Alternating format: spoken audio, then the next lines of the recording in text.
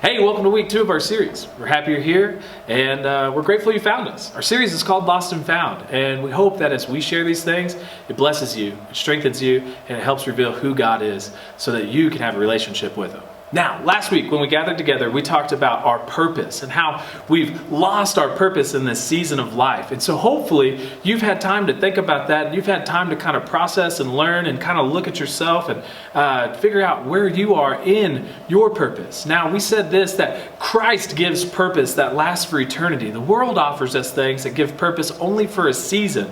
And here in this weird season that we're in, thanks to COVID-19, we're seeing that some things are able to stop where other things aren't. And one of the things that can't stop is the glory of God. One of the things that can't stop is the work of the Lord. As believers and followers of Jesus, man, we are reconcilers. We are on mission to reconcile those who are in this world to be reunited with God, to bring back harmony with them and God. And so we have a purpose. Although everything else might not seem to have much purpose in this season, we as believers and we as the church, we do. So today we want to talk about another aspect of this lost and found thing, and I want to share with you guys a story that you're very familiar with, a story of one who was lost and how they were found. We're going all the way back to Vacation Bible School days. What? And there you'll remember a story of a wee little man, and a wee little man was he. His name is Zacchaeus, which is really hard for you to spell. Take a minute, try it if you can. Boop, boop, boop, boop, boop, boop, boop, boop. Yeah, it's tough. I couldn't do it on my first try. So, our key text today is going to be found in Luke chapter 19, and we're going to be in verses 1 through 10. So hop along, go get your Bible, and let's read it together. Jesus entered Jericho and made his way through the town. There was a man there named Zacchaeus. He was a chief tax collector in the region, and he had become very rich.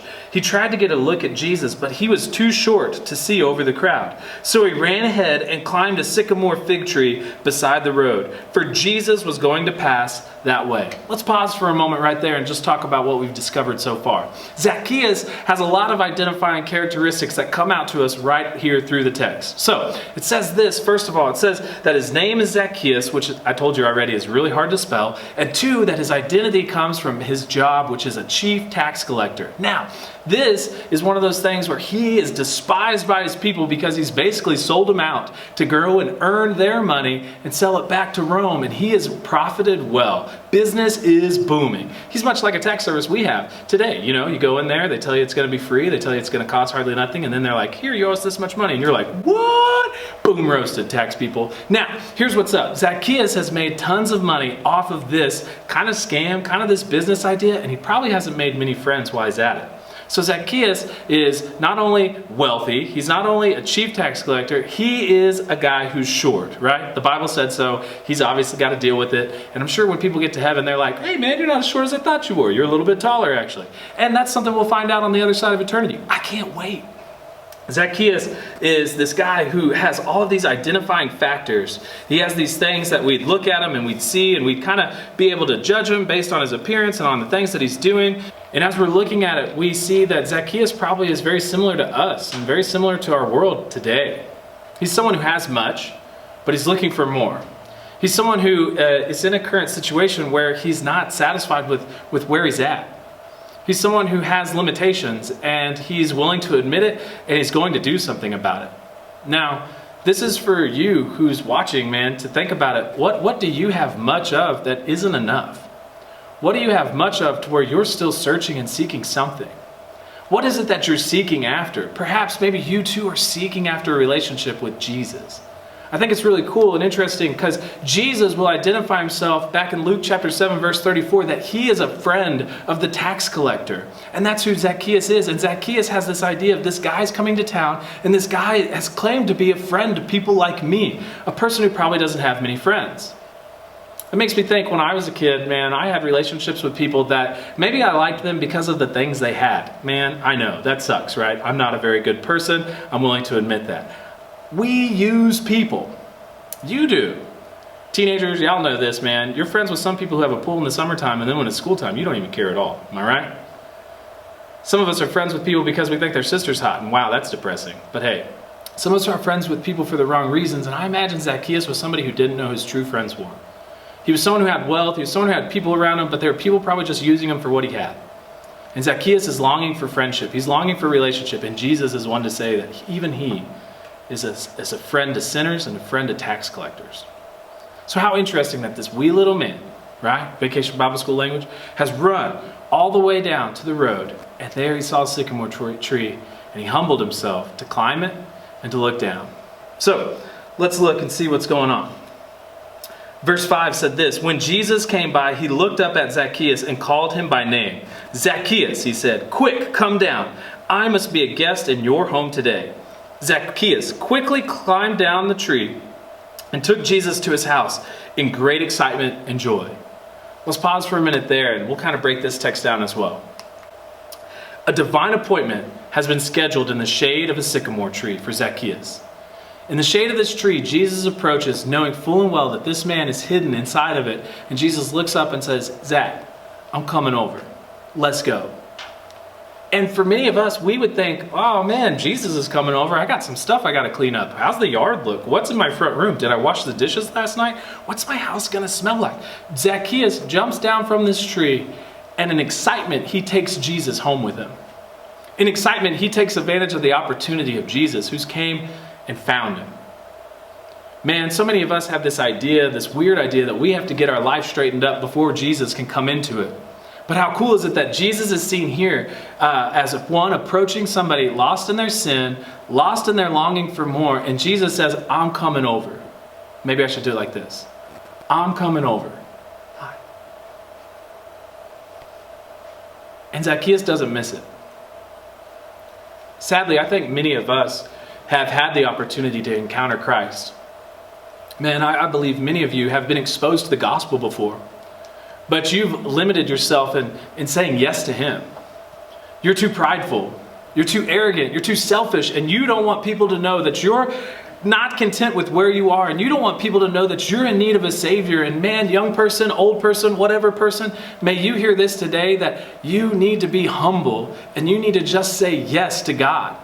As God is knocking at your heart and as God is speaking to you through this screen, because very well it could be that you have a divine appointment through the glow of this video. That Jesus is looking at you and saying, I want into your life, just as you are.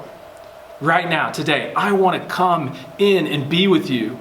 I long to be not only your friend, but I long to be your guide for the rest of your life. Man, how cool is it to know that Zacchaeus, someone with much, said yes to Jesus. Someone in desperate need said yes to Jesus. And you can be the exact same. Let's look more into the text and see what else it says. It says this: but the people were displeased. He has gone to be a guest of a notorious sinner, they grumbled. Meanwhile, Zacchaeus stood before the Lord and said, I will give half my wealth to the poor. Lord, and if I have cheated people on their taxes, I will give them back 4 times as much. Church, today we are tempted to put too much into what people are saying and people are thinking. We put too much stock into what other people feel. And we think, oh man, these people are going to judge us. These people are going to look at us. These people are going to think this about me. When really, we need to forget what they've said, forget what their expectation is, and we need to live in obedience to Jesus alone. These people said, that guy? And Jesus didn't stop. Jesus didn't change his mind based on what the people said. Jesus said, yeah, that guy. Because he's worth it. Maybe whoever you are, you don't think you're worth it. You don't think that you deserve what Jesus has to offer. And may I tell you something? You were absolutely right. You don't, I don't, no one does. But Jesus still stepped down from heaven onto earth to live a perfect, sinless life for you, for me, and for the entire world. To Him, you're enough. And He longs to have that relationship with you. We can't stop and settle just because of what other people think. I like this too, because we get to see a lot in Zacchaeus, right? We see him humble himself, right? We see him run. We see him climb this tree. We see him kind of get put on blast as Jesus looks up and calls out his position and says, come on, let's go. But Zacchaeus humbly says, yeah, let's do it. And then in this text, it says that Zacchaeus is willing to sacrifice what he's gained. Zacchaeus is willing to sacrifice the earnings that he's made in the world. The thing that he probably treasured the most was currency. And Zacchaeus said, I'm willing to give half of it away. And anyone I've wronged, I'm going to pay him 4 times over. To be a follower of Jesus Christ, you first must be humble, but 2, you must make sacrifices. Does that mean God's going to take away your bed and your pillow? Man, I hope not. I don't know. Maybe. But guess what? We have to be willing to say yes to him because he is the King of Kings and Lord of Lords. Whatever he asks, we must do as obedient people. Maybe that sacrifice isn't that much. Because in light of eternity, heaven and hell, that sacrifice is totally worth it if you ask me. Have you thought about it? Have you thought about where you stand with the Lord? Have you thought about your divine appointment that you have hopefully met? Have you met Jesus and have you responded to Jesus in obedience?